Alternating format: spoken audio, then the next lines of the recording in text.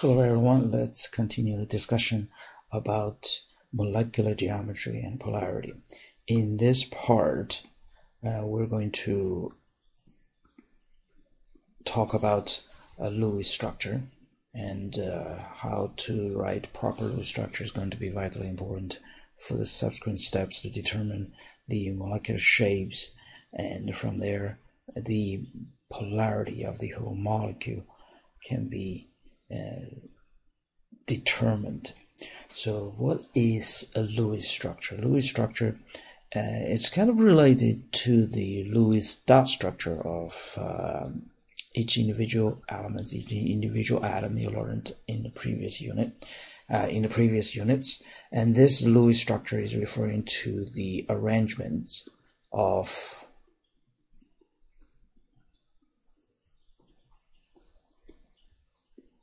all the valence electrons in either the formula unit of ionic compound or the whole molecule or polyatomic ions. Let's first take a look at how we write the Lewis structure for ionic compounds. And you saw this example before. If we put a sodium atom along with the chlorine atom, and you know the chlorine atom is actually coming from the chlorine molecule, it's the diatomic element Cl2. For the Lewis dot structure for sodium, it will be just a single dot. For the chlorine, you'll have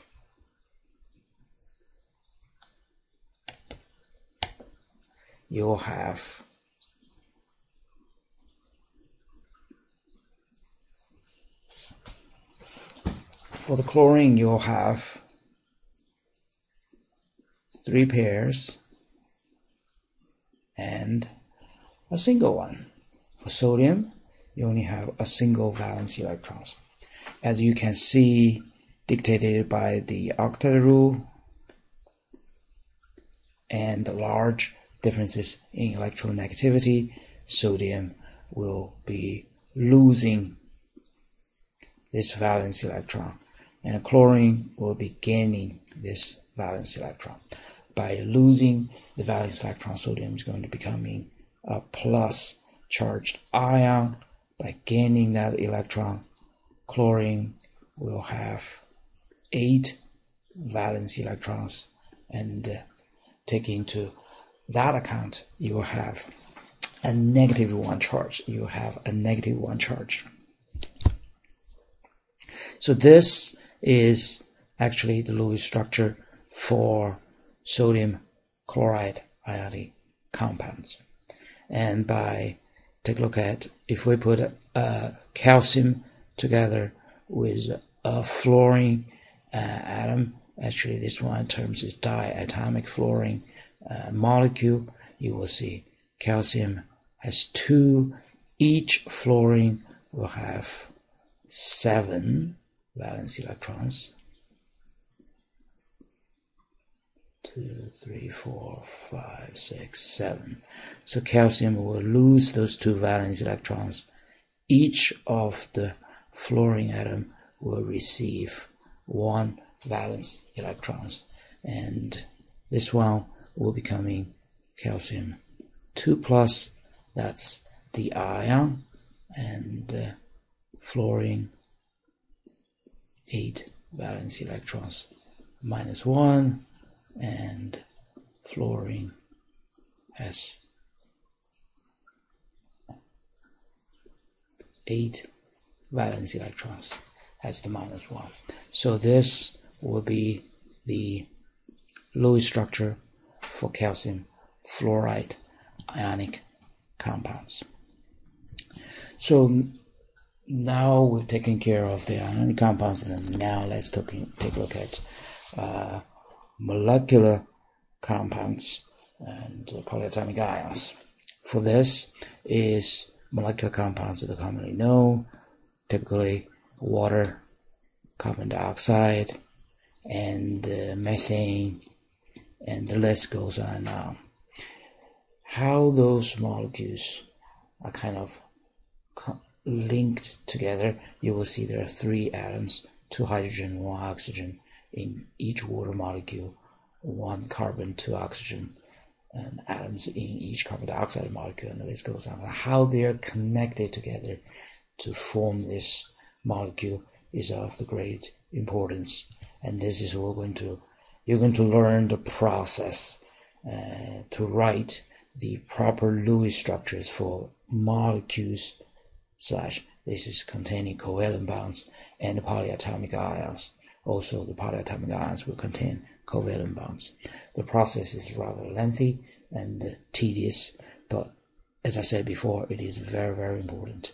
You get to understand and apply those procedure very, very well. So then first, let's take a look at the common ways of describing covalent compounds / molecular compounds and polyatomic ions.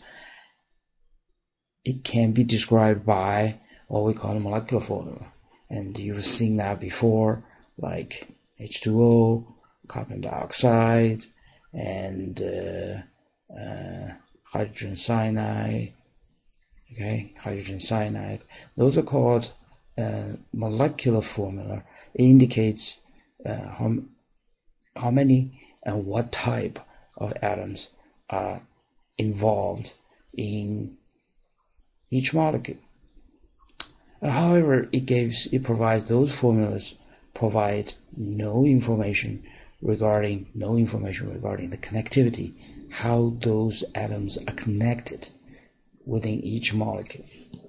And the second one we call the structural formula, and now it takes into account how those atoms are connected together. It depicts the arrangement of the atom in space, and for instance the water, and you really the water, everybody understand that's the case, and carbon dioxide, and that's how they connected together. Hydrogen cyanide is how they connected together. So it gives you this connectiveness, the detail. It's called a structural formula. However, it does not give you any information regarding the arrangements of the valence electrons. This is what's going to be described by the Lewis structure. This is what's going to be described by the Lewis structure.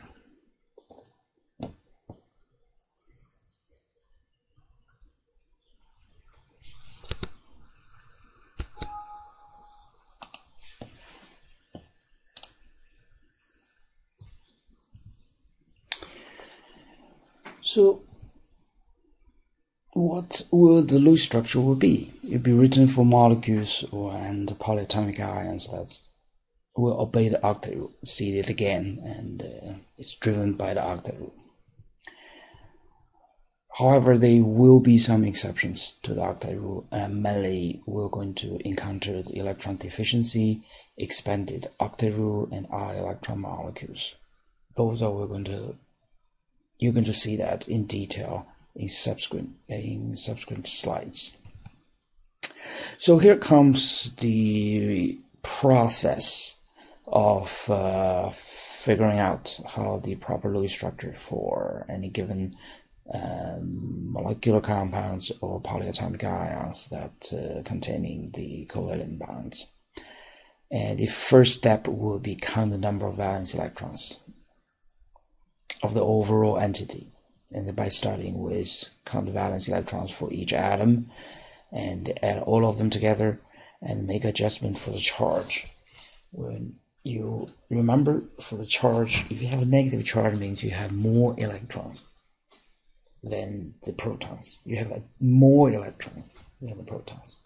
So if you have a -1 charge, you should have one more electron than indicated by the neutral atom. But however, if you have a +2 charge, which means you have 2 less electrons as compared to the neutral atom. So you have to adjust accordingly, And then let's take a look at some examples, how we're going to accomplish that. First to look at it will be the water, H2O. And in this case, we have the molecules hydrogen, atoms, hydrogen, and oxygen. So for hydrogen, you will have you have two hydrogens in each molecule. You have one oxygen in each water molecule. And remember, for hydrogen is group 1 element, so you have 1 valence electrons. For oxygen, you'll have 6 valence electrons. And here comes down to the knowledge you gained in previous units, in this case, about the electron configuration and the valence electron configuration in conjunction with the periodic table.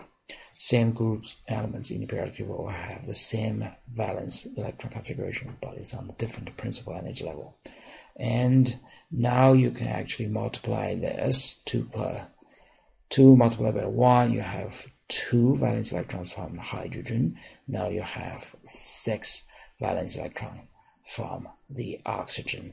If you add all of them together, you'll have 8 valence electron total for water. So let's take a look at the other example. One more example will be carbon dioxide. So now you're going to use the same format. How many carbons you have in each molecule of carbon dioxide? It will be 1. And how many oxygens you're going to have in each molecule of carbon dioxide? You'll have 2. And for each carbon, you'll have 4 valence electrons. For each oxygen, you'll have 6 valence electrons. So you multiply this by 4 electrons by 1, you get 4, and you multiply this 6 by 12, by 6 by 2, that will give you 12. You add them total, that gives you 16 valence electron total for carbon dioxide. And as you can see, the rules copied here. This is a sheet for exercise, and keep that in mind, and just start counting how many valence electrons for methane, CH4. Now I want you to pause and using my format, the approach I outlined in the previous slide. So just to see how many total valence electrons on CH4 you can count. And the answer is 4 from each carbon and 1 from each hydrogen, but you have 4, you have 8 valence electrons. Now you have 8 valence electrons. Now take a look at some charged polyatomic ions. If you have carbonate ion, so you have CO3 2-. How do you count that? How many carbons you have in this polyatomic ion? 1. How many oxygens you have? You have 3. Each carbon, 4 valence electrons. Each oxygen, 6 valence electrons. However, now you have 2 extra 1 because you have a negative 2 charge, so you have to have 2 extra valence electrons. So you have 2 extra valence electrons. This is from -2 charge. Add all of them together. Now you have 12 valence electrons. Oops, and that was the mistake. And that's not how you do it. You see, make mistakes all the time. You gotta learn from it. Okay, so then multiply this, and this is 4 valence electrons, and multiply that, and that will be 18 valence electrons total. Now you have 2 valence electrons. This is from the -2 charge, so we'll have 2 valence electrons. Now you add them total, so you should have 24 valence electrons. So you have 24 valence electrons for the carbonate polyatomic ion. So then pause here and trying to see how many valence electrons of ammonium ion will have. You will have 1 nitrogen, you will have 4 hydrogen. For each nitrogen, 5 valence electrons. For each hydrogen, 1 valence electrons. So you have 5 valence electrons from nitrogen, 4 valence electrons from nitrogen. But if you plus 1, that charge will lead you to minus 1 electron. Remember, this is how the positive charge becomes reality. It's because by losing 1 valence electron. Remember the group 1 elements, as we tend to do, group 1 alkaline metals, we tend to do. So when you add all those together, you'll have 8 valence electron total for the ammonium plus ions, for the ammonium ions. That's a cation.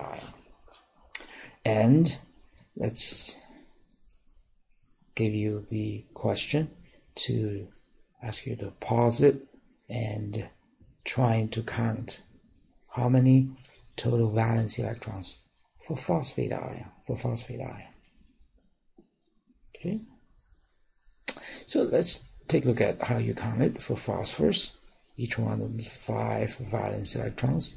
For oxygen, 6 valence electrons, but you have 4 of them. You multiply by 4, and now you have -3, and you plus 3 electrons. So you give you, this is 8, this is 24, 32 valence electrons total. So this is how you carry out the first step in writing the Lewis structure for covalent compounds or polyatomic ion that contains covalent bonds. The second step is actually start to arrange the atoms as in a two-dimensional representation, a diagram. The first step is you have to choose which atom you put into the middle. This is called the central atom. And the rule is you choose the one with the less or least electronegativity. That is the central atom. And as you can see, this is the one on the periodic table. Generally, it's moving towards the left side. However, and here's the case. Here's the important one. Hydrogen cannot be in the central atom for a very simple reason. Hydrogen has 1 valence electron. It only needs another one to share with somebody else to get to helium. So the most number of covalent bonds hydrogen can be involved in is just 1.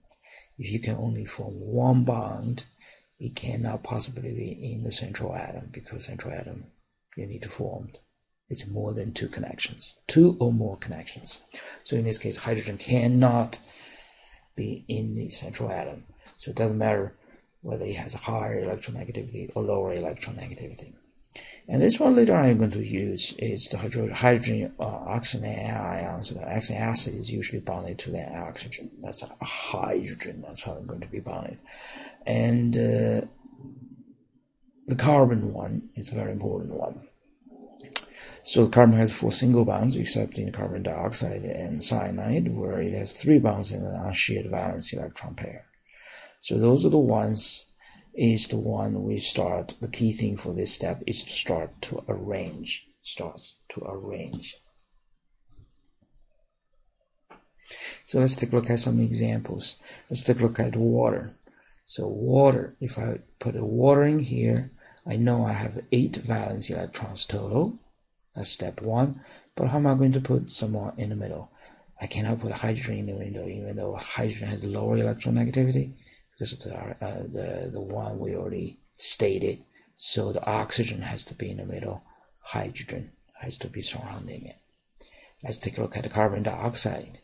And the carbon dioxide, you have 4 valence electrons. Each one of these has 6 valence electrons multiplied by 2, so you have 16 valence electrons total. Which atom should go into the middle? And that will be the oxygen. That will be the carbon. Why? Carbon is on the left side of oxygen. It has a lower electronegativity as compared to the oxygen. And let's take a look at the NH3 ammonia. This is ammonia. Same argument. So it's total 8 valence electrons. And now nitrogen has to sit in the middle. Because hydrogen cannot be in the central atom.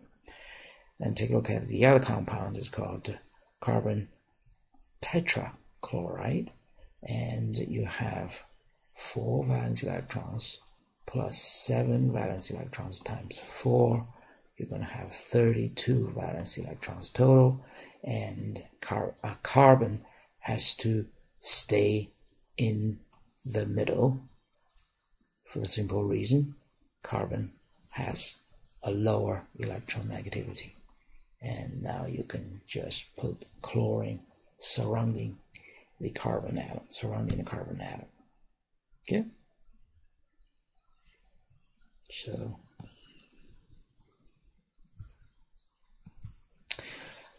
So finish the 2 steps. Let's recall. First steps, we have to count the total valence electron associated with the molecule or polyatomic ions. Especially careful when you're dealing with the polyatomic ions. You have to take the charge into account. If it's a minus charge, you have to add the electrons to counter that. If it's plus charge, positive charge, you have to subtract the electron to account for that. And second, we have to select the central atom, what is put in the middle. So now we're on the step number 3, and this is a crucial one. So now we start to connect the central atom with the surrounding atom, and also we start to use the valence electrons to accomplish that. Okay. So the sub-step, step 3.1, is connect outer atoms to the central atom with a single covalent bond. Each single bond takes 2 valence electrons, as we indicated before. The example is it will be water. We're going to say hydrogen is sit in the middle, so the hydrogen atom and the hydrogen atoms and the oxygen atom have to be connected.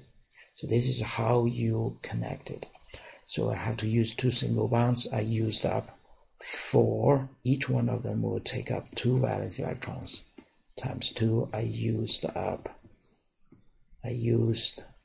4 valence electrons. Remember, the total is 8 valence electrons you start with minus 4 valence electrons, and now you have 4 valence electrons left. Okay, so the third step is to fill the octet of outer atoms, and in this case no need, because the hydrogen already have 2 valence electrons. You'll be happy if you have the same valence electron configuration as the helium atom. So it's happy, so there's no need to do that. But now you have 4 of them left. So it's key, place any remaining electrons on the central atom, and in this case as pairs. Remember the Pauli exclusion principle? You cannot get 3 into a single orbital. It max out at 2. So in this case we have 4 left, and that will be 2 pairs. So it will be copied. The rule will be copied down here, and let's take a look at some examples. We've done the water, and now start seeing the ammonia. That will be NH3. We have 8 valence electrons. Nitrogen has to be in the middle. Hydrogen is surrounding the nitrogen atom. We have to use single covalent bond to connect them all. So each one of them will be 2 valence electrons times 3, Now I used up six valence electrons. 6 valence electrons. I started with 8. Now I have 2 valence electrons left. Where am I going to put it? Put it on the central atom as a pair. And you don't have to circle it just like what I did, but I do think, circle it by circling it, it provides you with a better visual representation. So then let's take a look at the carbon tetrachloride. And as we said before, 4 valence electrons plus 7 valence electrons times 4, you have total 32 valence electrons to take care of. And in this case, carbon has lower electronegativity. Should it be sitting in the middle? So you use a single bar to connect them all. So each single bar you use 2 valence electrons. You use 4 of them. Now I used 8 of them. I start with 32, and this is a minus, and I have 24 valence electrons left. Now the third substep is going from the outside to the inside. The process is fill up the octet from the outside. So you have this chlorine atom share a pair of electrons with carbon. It only has 2 valence electrons for itself, as you can indicate it by this bar. So it needs 6 more.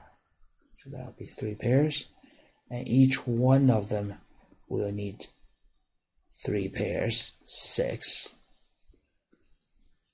So now I kind of 6 valence electrons, but I have 4 of them, 4 chlorines.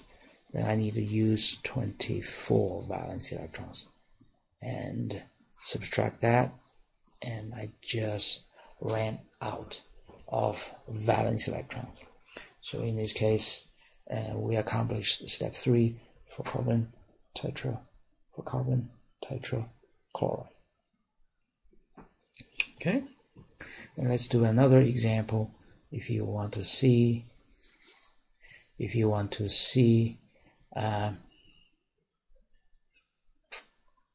let's see the polyatomic ion SO3 2 minus. SO3 2 minus. Just pause here and try to work on your own. Okay, let's take a look at the process and the answer for that. For each sulfur, 6 valence electrons. For each oxygen, also 6 valence electrons. Remember, they're in the same group. Multiplied by 3, plus you'll have 24 valence electrons. 24 valence electrons. So now you see sulfur is supposed to be in the middle because sulfur has lower electronegativity compared to the oxygen. And now you have this oxygen, that oxygen, and that oxygen. Each one of them will be connected with a single bar. It uses 2 valence electrons times 3, used up 6 valence electrons. I got 18 valence electrons left. Okay, so each oxygen now we're looking at it from the outside, from the surrounding atom, and satisfy the octet for them first. So this one we're going to need 6, this one's going to need 6, and this one's going to need 6. And then I have 6 valence electrons times 3, 18 valence electrons. And I got nothing left.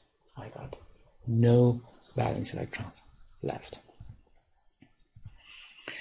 So the next step is check the central atom to see whether the octet rule has been satisfied. Remember, we satisfied the octet only from the outside. Just one more emphasis on that. It is, even though we say the octet, Sometimes it's kind of misleading, because for hydrogen you only need to have up to 2 for the helium configuration, and it will be happy. So we have satisfied the normal gas electron configuration requirement for the surrounding atoms. Now let's take a look at the middle one, the central atom.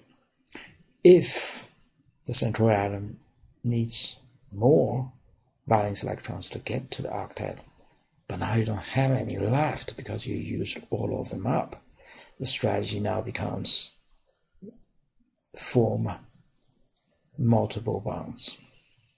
Is by taking some of the valence electrons from the surrounding atom and forming additional bond with the central atom, which means they share that pair to solve this deficiency problem. This is by moving an unshared electron pair and outer atom to the central atom. The last sentence is very important. It's only selected few elements can do that.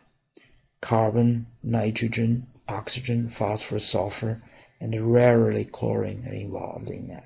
So those are the few elements on the periodic table that are capable of forming double or triple bonds. Later on I'm going to learn that's called multiple bonds, multiple covalent bonds.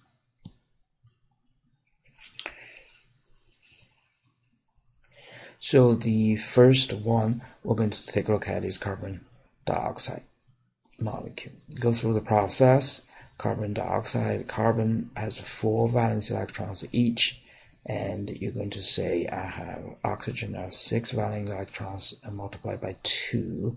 So the total valence electrons we have to arrange for this molecule will be 16 valence electrons. Central atom will be carbon, oxygen atom will be the surrounding one, and now I can connect them now, and I used up 2 valence electrons multiplied by 2, the 2 bars, 4 valence electrons. I started with 16, so I have 12 valence electrons left. And so from the outside to the inside, and I satisfy the octet on oxygen, 3, 4, 5, 6, and now I have used up valence electrons.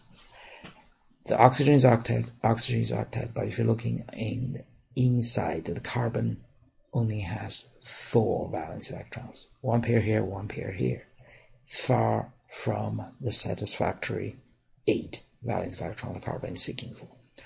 But I don't have any left, so the strategy is taking this pair and move it back here to form a double bond.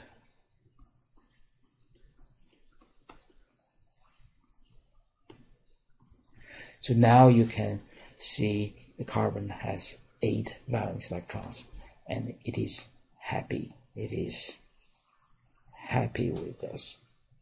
Okay. Let's take a look at a couple more examples, and let's take a look at a polyatomic ion, and what you're looking at is going to be carbonate, 2 minus. This one will have 4 valence electrons.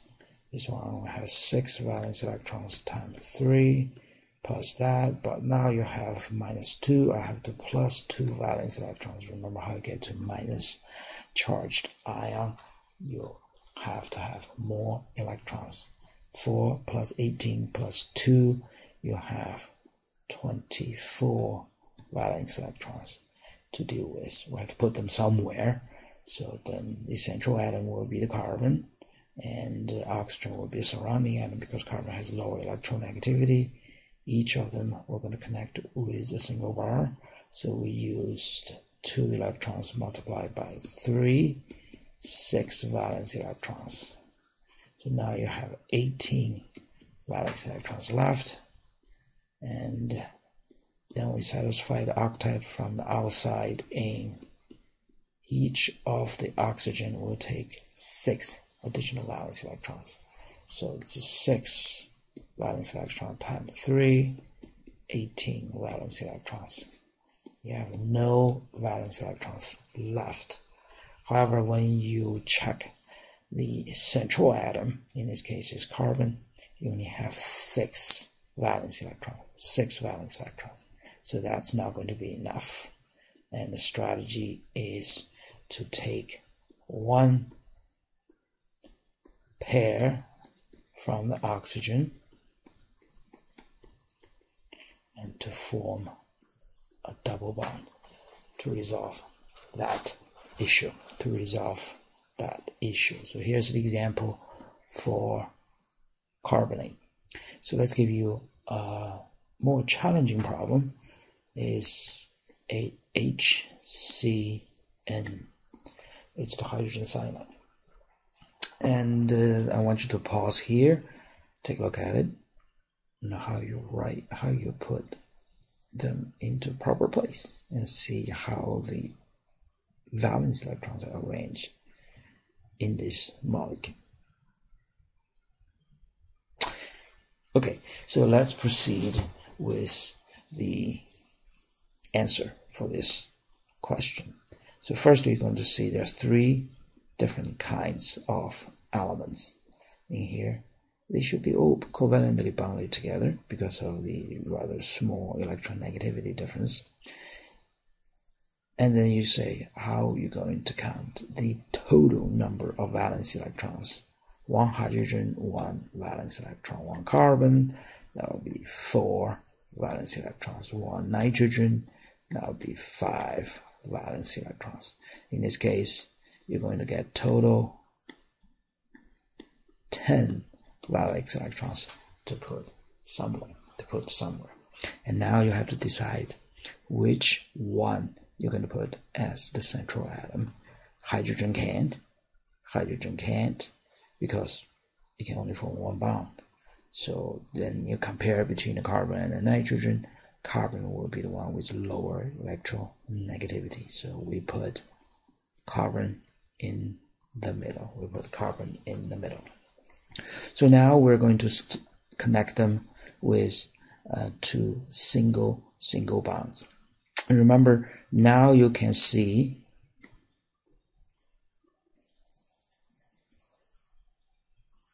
hydrogen is very happy with this single bond, because hydrogen already achieved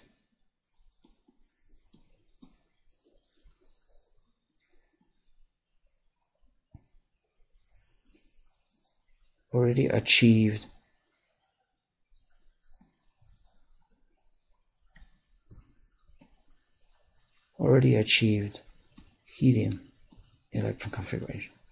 So no more, cannot form any double bonds. Alright, so you consume that. Now you have used 4 valence electrons because of 2 bonds.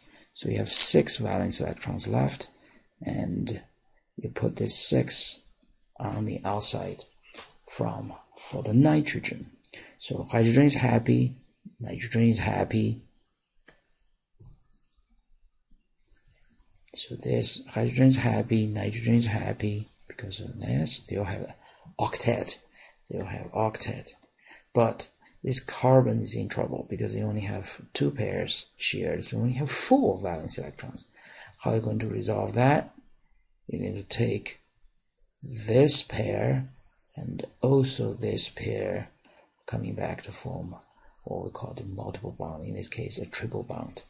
Hydrogen can do nothing because it does not have any extra electron to accomplish that. So in this case, and now you have the structure for Lewis structure for hydrogen cyanide. Okay, for the hydrogen cyanide. So this is why we're going to be the step 4 is check the central atom. Remember, the key thing is few of them can actually play this trick. Carbon, nitrogen, oxygen, phosphorus, and sulfur. Rarely chlorine will get involved. Okay, so let's take a look at an example of boron trifluoride.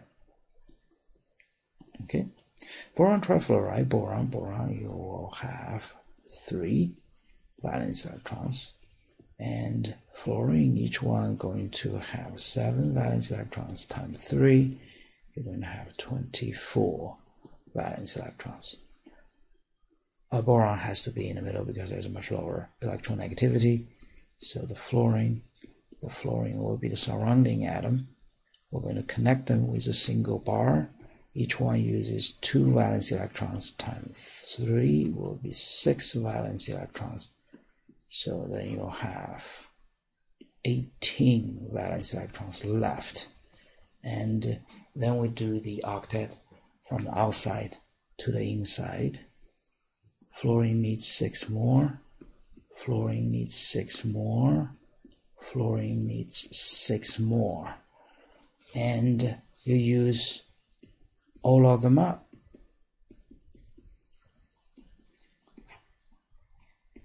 No more valence electrons left. So then we start checking for the middle one. The boron has now how many? 1, 2, 3 pairs, 6 valence electrons. So the boron has 6 valence electrons. It desperately needs 2 more. But can you take a pair here and move it back? And the answer is no. Remember, only between carbon, nitrogen, oxygen, phosphorus, sulfur, and rarely chlorine, this feat of double bond can be accomplished. So, by the way, if you're looking at here, the boron trifluoride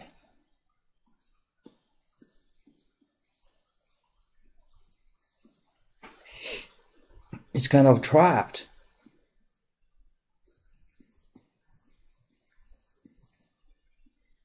Oops. Let's regenerate that.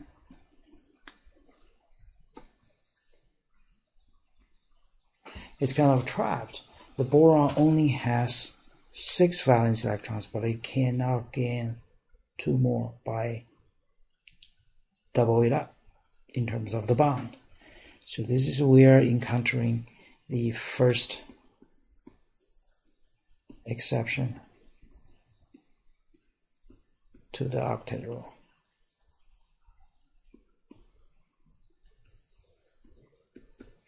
This is what we call exception. It's deficient. This is what we call the less than an octet. So it's incomplete. So this one is deficient. So if there's no enough electrons on the central atom to complete the octet, and also the elements involved cannot form double or triple bond, essentially this structure will get trapped. But one you can see is very interesting. If you see the Lewis structure for boron trifluoride, and boron is valence electron deficient. But if you have an ammonia molecule, as you learned in the previous slide, we'll have the Lewis structure like this. Now you'll have 2 electrons. If I put those 2 together, what will happen? They actually will react fairly violently to give you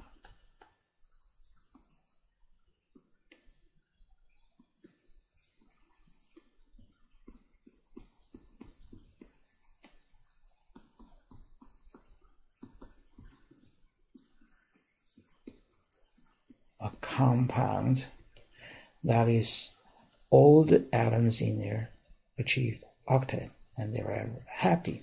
So if you have an electron deficient species with electron rich species, in this case ammonia, there's a lone pair of electrons on the nitrogen atom. They're actually going to react, they're actually going to couple together to form a compound. So let's take a look at another example, and there's a compound called, there's the rule, and here's a compound called sulfur hexafluoride. So sulfur hexafluoride. Now I start counting sulfur step 1, sulfur 6 valence electrons, and each fluorine will have 7 valence electrons. In this case, you have to times 6, so 48 valence electrons to deal with.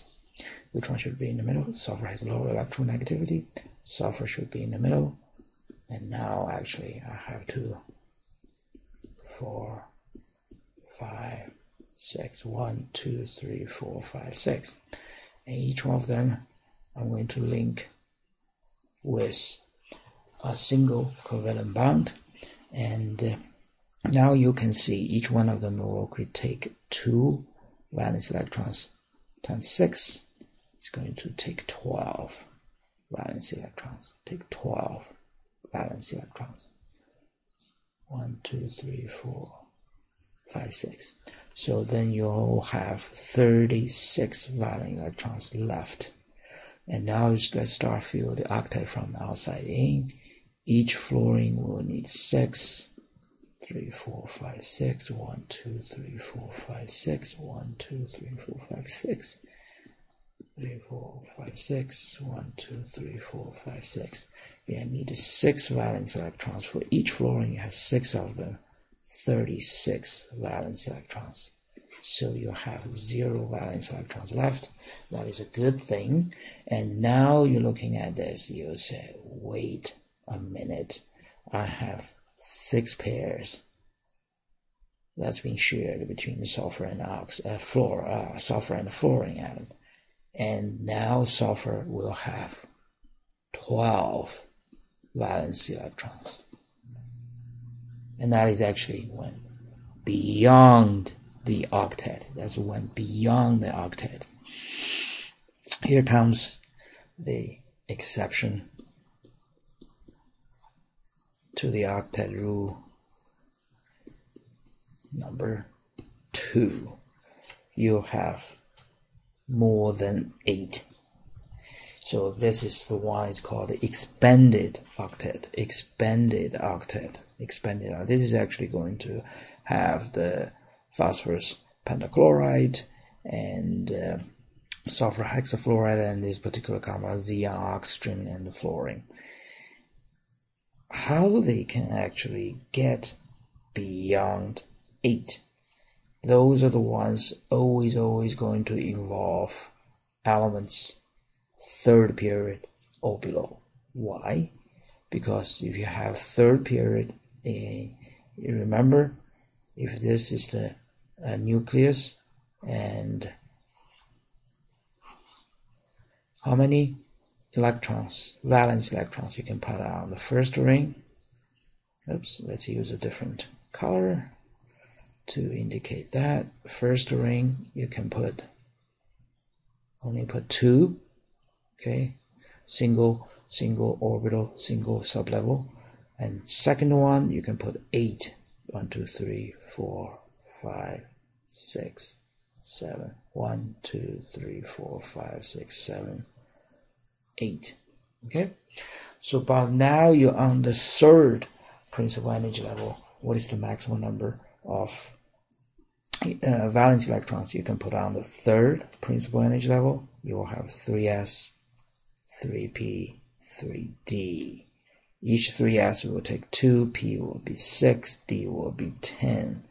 So total 16 valence electrons. 1, 2, 3, 4, 5, 6, 7, 8, 9, 10, 11, 12, 13, 14, 15, 16. So this is the reason why the elements of group 3 and beyond, group 3, 4, 5, 6, 7, they are capable on the third principal energy level take more than 8 valence electrons. So this is exception number 2, called expanded. Remember, this is called expanded octet.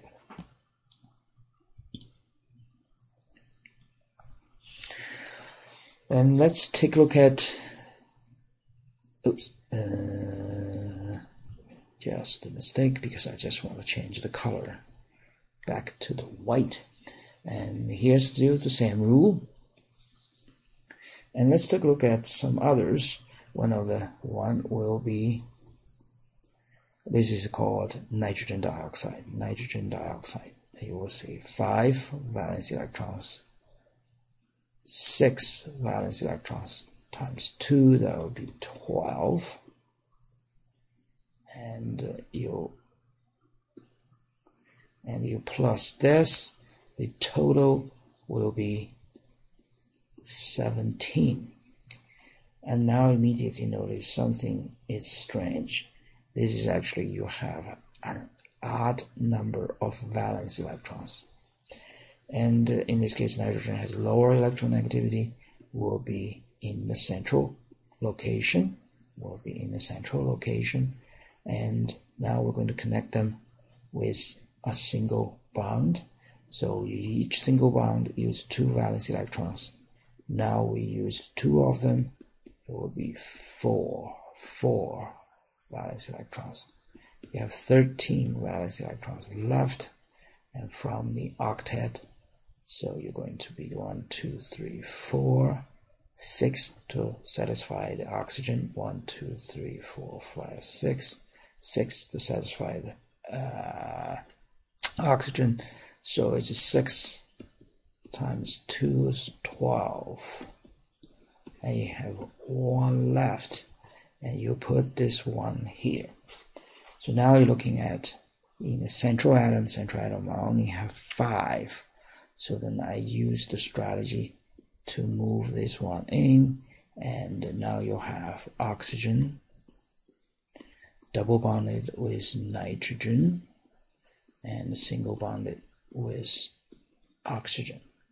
And then here, there's nothing you can do about it. You have 7 valence electrons on the nitrogen. I cannot do another pair, otherwise I would get to 9. Nitrogen is the second period element. It only has the second principal energy level to work with. Truly, maximum number of electrons it can have on there will be 8. So it cannot possibly accommodate 9. So it's got another way. It's got a trapped. So this is exception number 3. This is exception number 3. This is essentially, we have odd number of valence electrons. We have odd number of valence electrons. And the sort of the last step is actually for the polyatomic ions. We have to indicate the charge on this. So this is done by using the brackets. For example, if we have a carbonate ion, and we go through the step for the sake of time, not going stepwise. I'm just going to indicating this is